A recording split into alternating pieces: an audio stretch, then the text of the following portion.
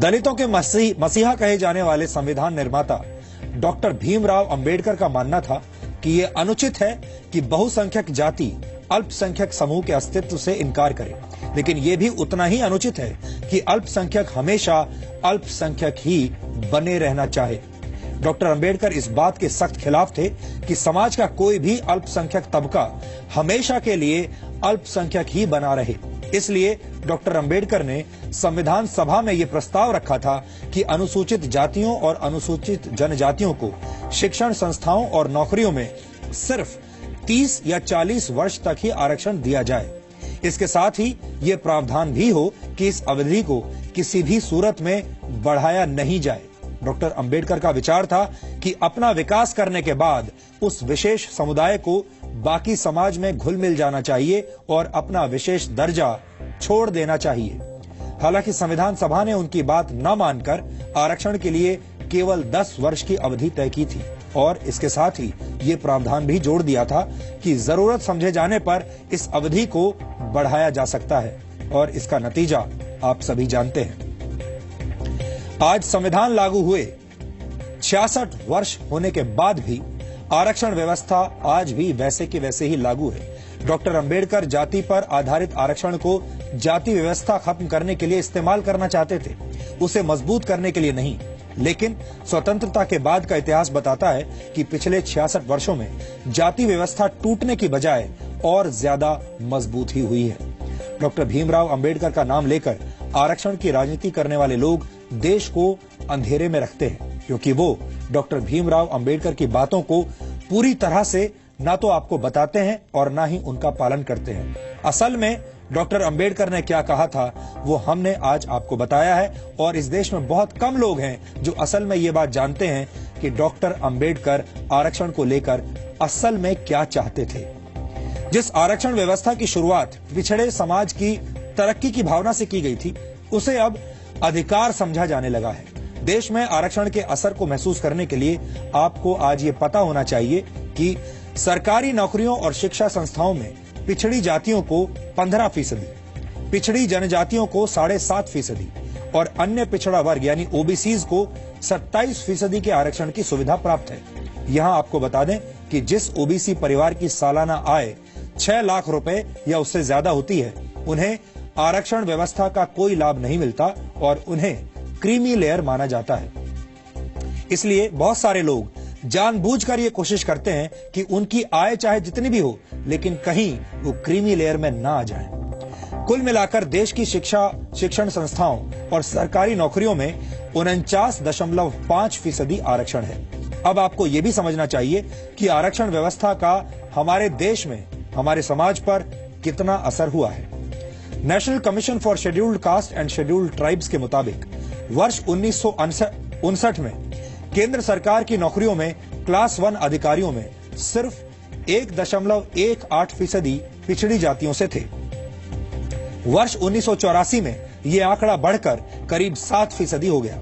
वर्ष 1995 आते आते केंद्र सरकार की नौकरियों में 10% से ज्यादा क्लास 1 अधिकारी पिछड़ी जातियों के हो गए और वर्ष 2011 में यह संख्या और ज्यादा बढ़कर 12.27% हो गई। आपने देखा कैसे 1959 से लेकर 2011 तक ये संख्या लगातार बढ़ती चली गई। यानी एससी और एसटी वर्ग को आरक्षण का फायदा मिला है, ये आंकड़े साफ साफ बताते हैं। हालांकि परफॉर्मेंस यानी प्रदर्शन की अगर बात की जाए तो नतीजों में काफी उतार चढ़ाव देखने को मिलते हैं। वर्ष 2014 में आईआईटी बॉम्बे के छात्रों पर एक स्टडी हुई थी और इस स्टडी के मुताबिक एवरेज क्यूमुलेटिव परफॉर्मेंस इंडेक्स में सामान्य वर्ग के छात्रों को औसतन 8.09 का स्कोर मिला। ओबीसी छात्रों को 6.6 का स्कोर मिला, जबकि एससी एसटी छात्रों को 5.9 का स्कोर मिला। लेकिन जरूरी नहीं कि ऐसा हर बार होता हो और हर जगह होता हो। ये स्कोर अलग अलग केसेस में मौजूद स्तर से अलग भी हो सकते हैं, मौजूदा स्तर से भिन्न भी हो सकते हैं। दूसरा उदाहरण है वर्ल्ड डेवलपमेंट जर्नल स्टडी, जिसकी रिपोर्ट 2015 में आई थी। इसमें पब्लिक सेक्टर में प्रोडक्टिविटी पर रिजर्वेशन के असर को समझने की कोशिश की गई थी और इस स्टडी में यह पाया गया कि आरक्षण से उत्पादकता पर कोई बुरा असर देखने को नहीं मिलता। यह study Delhi school of economics और अमेरिका की यूनिवर्सिटी ऑफ मिशिगन के 2 प्रोफेसर्स ने भारतीय रेलवे पर 1980 से 2002 के बीच की थी। यानी कुछ स्टडीज अच्छे परफॉर्मेंस की बात करती हैं और कुछ बुरे प्रदर्शन की बात कहती हैं। इस पर और ज्यादा रिसर्च किए जाने की जरूरत है। लेकिन एक बात साफ है कि जाति और धर्म की बजाय आरक्षण का आधार आर्थिक स्थिति होना चाहिए। सवाल यह है कि उच्च वर्ग के गरीब व्यक्ति को आरक्षण की ज्यादा जरूरत है या आर्थिक रूप से संपन्न पिछड़ी जातियों को। ये हमें सोचना होगा।